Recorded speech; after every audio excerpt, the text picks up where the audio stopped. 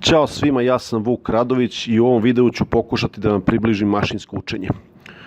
Šta je to u stvari? Mašinsko učenje je podvrsta veštačke inteligencije koja se bavi idejom kako napraviti sistem koji uči, koji se menja, sam pronalazi zaključke na osnovu podataka, a da nije eksplicitno programiran. U stvari, kako simulirati proces učenja kod čoveka ili životinje i taj proces preneti na kompjuterski sistem. Da bi se bavili mašinskim učenjem, bitno je da imate neke osnove programiranja, znanje, algoritamsko rešavanja problema. Takođe, linearna algebra je nešto na čemu se bazira mašinsko učenje. Bilo bi preporučljivo da znate malo o vektorima, matricama, dvodimenzionalnim, višedimenzionalnim i osnovne operacije sa tim matricama. Vrlo bitno je da znate da rukujete podacima. Excel, fajle, baze podataka. Većina vremena u mašinskom učenju je skupljanje, pakovanje, čišćenje, filterisanje podataka. Podaci su glavna hrana svakog uspešnog mašinskog učenja. Takođe, Python ili Python programski jezik je najrasprostranjeniji u mašinskom učenju. Python ima najbolje i najjače softverske biblioteke i alatke koje će biti potrebne za mašinsko učenje, kao na primjer TensorFlow, Scikit-learn, NumPy i mnoge druge. Čovjek može da se zapita odakle tolika popularnost mašinskog učenja i veštačke inteligencije u poslednje vreme, iako teorije za to postoji već više decenija. To je iz dva razloga. Prvo, snaga procesora je trenutno toliko jaka da su ogromne količine operacija moguće čak i na kućnom PC-u. Takođe, paralelizacija procesora je dostigla jedan vrlo jak nivo i kroz hardware, recimo GPU grafičke kartice koje u svojoj unutrašnjosti sadrže stotine procesora, a i kroz softverske sisteme koji mogu efektivno da koriste hiljade procesora na raznim kompjuterima, poput recimo MapReduce sistema ili Hadoop. Drugi razlog je neverovatno velika količina podataka koja je trenutno dostupna. Podaci su hrana za mašinsko učenje, što ih je više, to mašina bolje uči. Ovde je reč ne samo o tekstualnim i metričkim podacima. Takođe, slike, audio fajle, filmovi i raznorazne druge stvari su vrlo bitne.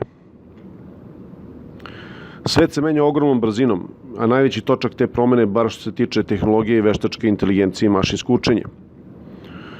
Evo da navedem par primjera. Autonomni automobili, gde softver uči preko miliona snimaka i reakcije vozača. I mislim da za 10 godina više niko neće voziti automobil. U medicini dijagnostika preko skena. U nekim slučajevima melanome sistem dijagnosticira bolje i od samih doktora.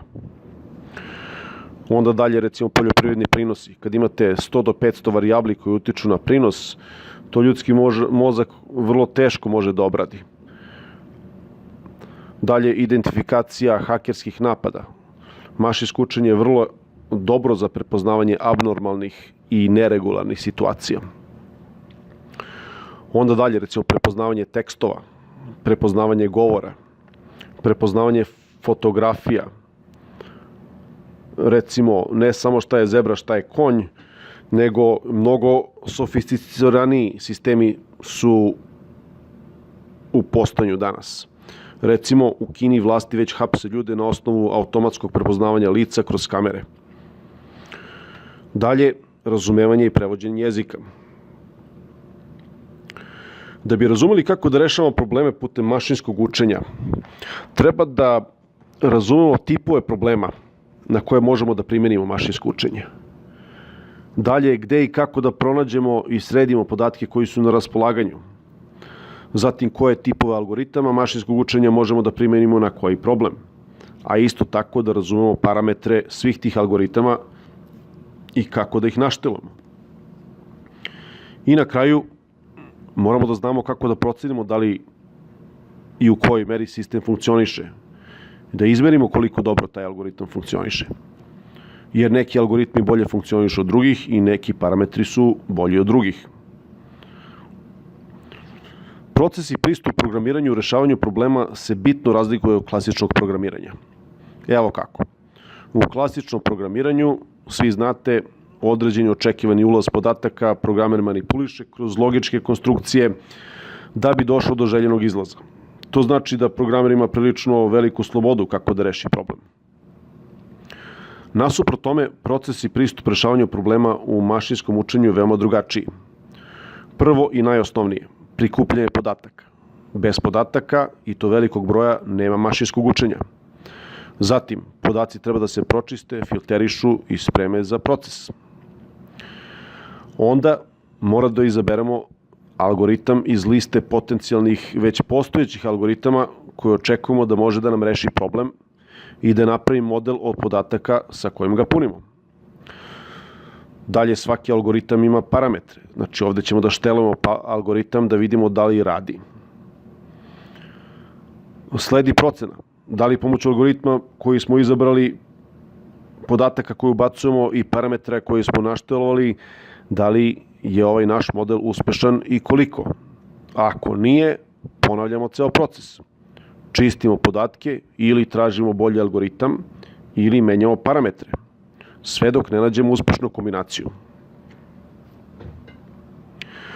Podela mašinskog učenja po tipu problema koji rešavamo je na dve velike grupe. Nadgledano učenje, ovde razvijamo model koji će direktno da predviđa ili pogađa neku izlaznu varijablu. I nenadgledano učenje, gde ubacujemo podatke u sistem i očekujemo da nam sam algoritam nađe neku grupaciju i neku zakonitost među tim podacima. Sada, kada govorimo o nadgledanom učenju, gde sistem pogađa neku izlaznu varijablu, ta varijabla može biti kategorička. Recimo, predviđamo odgovor da ili ne. Da li će osoba da vrati kredit? Da li je određeno ponašanje hakerski napad ili ne? Da li ova slika predstavlja čoveka ili ženu ili životinju? I tako dalje. Drugo je regresija, gde sistem pokušava da pogodi jačinu, veličinu ili snagu nečega što se meri u realnim brojima. Evo da vam dam par primjera. EMNIS brojevi su baza podataka gde je desetina hiljada ljudi ispisivala brojeve rukom i to je demonstrirano u fajlama koje su matrice 28x28 piksela. Svaka slika ima i asocirani broj cifre koju predstavlja. A zadatak našeg programa je da analizira slike i koju cifru one predstavljaju. I na kraju da počne da pogađa, kad mu damo sliku, da pogađa koju cifru ona predstavlja. Ovo je primer kategorizacije jer je rezultat da se pogodi jedan od 10 mogućih rezultata. Sa druge strane, primer regresije je da napravimo model koji će da pogodi recimo cenu stana na osnovu gomile podataka o njemu i gomile podataka o već prodatim stanovima. Ulazni podaci su recimo svi prodati stanovi u Beogradu u zadnjih godinu dana, a od sistema pokušamo da dobijemo formulu koja će nam izbaciti cenu novog stana koji pokušamo da prodamo. Znači, rezultat je broj, a ne kategorija. Sa druge strane, nenadgledano učenje ne pokušavamo da pogodimo ništa. Jednostavno, na osnovu podataka pokušavamo da procenimo neke grupacije. Jedan od dobrih primjera ovde su 3 vrste cveta irisa. Kada ubacimo parametre o svakom individualnom cvetu, u ovom primjeru simplifikovano na 2 varijable radi lakše vizualizacije, vidimo da ovi cvetovi mogu da se grupišu u 3 različite grupe. Znači, mašinsko učenje je nova oblast informatike sa ogromnim potencijalom. Rešavanje mnogih stvari u budućnosti će se bazirati na mašinskom učenju. Medicina, svakodnevni život, robotika, predviđanje u svakom aspektu života i rada, virtualni asistenti, još mnogo toga. Bitno je da znate da bi postali eksperti u mašinskom učenju ne morate da budete genijalci, dovoljno da ste dobar programer ili programerka, najbolje u Pythonu i da imate radoznalosti da naučite kako algoritmi mašinskog učenja funkcionišu i naravno da znate da manipulišete podacima. I radit ćete najzanimljiviji mogući posao u sferi programiranja. Srećno svima!